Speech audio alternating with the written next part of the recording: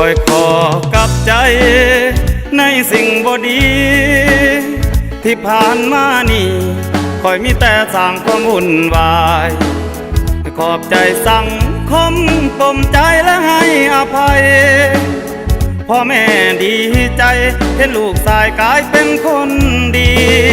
แต่ก่อนเป็นนักเลงเก่งกว่าหมู่เบิดบ้านยามใดมีงานคอยออกเต้นก่อนหน้าเวทีบ่ยานไทยใจใหญ่เมาแล้วได้ทีหาเรื่องไล่ตีมุ่นวายในงานให้ไทยบ้านปล่อยดางปล่อยสักลายใส่บาเบื้องซ้ายใส่ต่างหูหมักใหญ่ไปสิว่าใส่กับสร้างหัวมันใส่ทรงขาดเขาจงผมยาวกวนตาสาวบ้านเบาผู้สาวก็บอกเคยมันตั้งแต่ย่างรอบ้านมายังบ่อยากเฮาเศร้าเป็นนักเลงแล้วมันทุกข์เที่ยวเข้าแต่คุกผู้สาวเขาบ่อยากเอาบ่เท่าแก่กายไปท่าทายอย่างเขาตีตาเนาเป็นนักเลงเข้ามาแล้งก็ยังบ่มี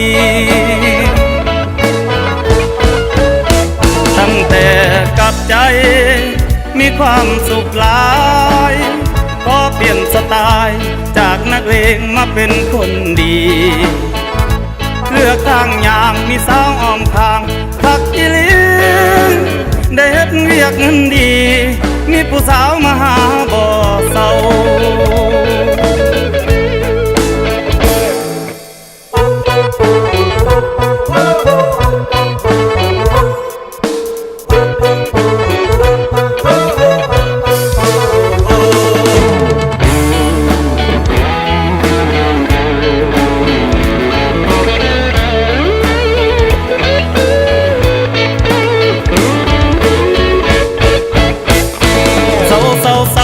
เป็นนักเลงแล้วมันทุกข์เที่ยวเข้าแต่คุกผู้สาวเขาบ่อยากเอา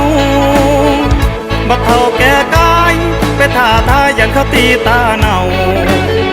เป็นนักเลงเข้ามาแล้งก็ยังบ่มีตั้งแต่กับใจมีความสุขหลายพอเปลี่ยนสไตล์จากนักเลงมาเป็นคนดีเลือกทางอย่างมีสาวอ้อมข้างทักอีลีได้เฮ็ดเรียกเงินดีมีผู้สาวมาหาบ่เศร้า